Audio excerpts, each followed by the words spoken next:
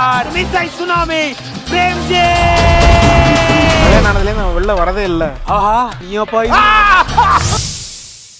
இவ காதலிச்சதாலையும் இவ கூட சேர்ந்து மறைச்சதாலையும் சொந்தம் பந்தம் தெரிஞ்சவன் தெரியாதவன் எல்லாரும் முன்னாடியும் ரெண்டு குடும்பமும் அவமானப்பட்டு நிக்க போகுது.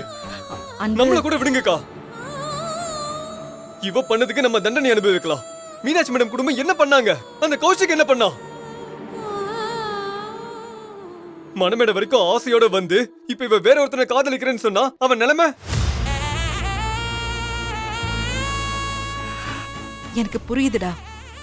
இந்த விஷயத்தை கேட்டு இப்போ நீ எந்த அளவுக்கு கோவப்படுறியோ அதை விட அதிகமாவே எனக்கு கோவம் இருந்ததுடா. ஆனா இப்ப வேற வழி இல்ல. அவ வேற ஒருத்தனை விரும்புறான்னு தெரிஞ்சதுக்கு அப்புறம் என்னால வேற எதுவுமே யோசிக்க முடியலடா. நீ சொல்ற மாதிரி மீனாட்சி மேடம் பத்தியோ கௌஷிக்க பத்தியோ நான் யோசிச்சிருக்க மாட்டேன்னு நீ நினைக்கிறியா? எல்லார பத்தியும் யோசிச்சுதான் இந்த பிரச்சனைக்கு எப்படியாச்சும் ஒரு சொல்யூஷனை கண்டுபிடிக்கணும்னு முயற்சி பண்ண. ஆனா எனக்கு கடைசி நேரத்துல இந்த விஷயம் தெரிஞ்சதுனால என்னால உடனே எதுவுமே பண்ண முடியல. இப்படி எல்லாமே நெருங்கி வந்ததுக்கு அப்புறம் பிரச்சனையை சரி பண்ண பார்க்காம பிரச்சனை ஏன் ஆரம்பிச்சது எதனால ஆரம்பிச்சதுன்னு அத பத்தியே பேசிட்டு இருக்கிறதால எதுவுமே மாற போறதில்லன்னு புரிஞ்சுக்கோடா.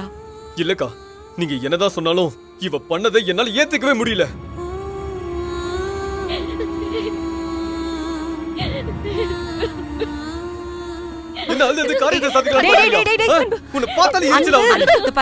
கொஞ்சம் அமைதியாரு அன்பு, பொறுமையாரு, அமைதியாரு உட்காருன்னு சொல்றேன்ல, உட்காருடா.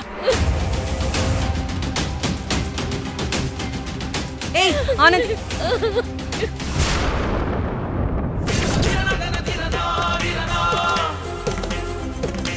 அன்பு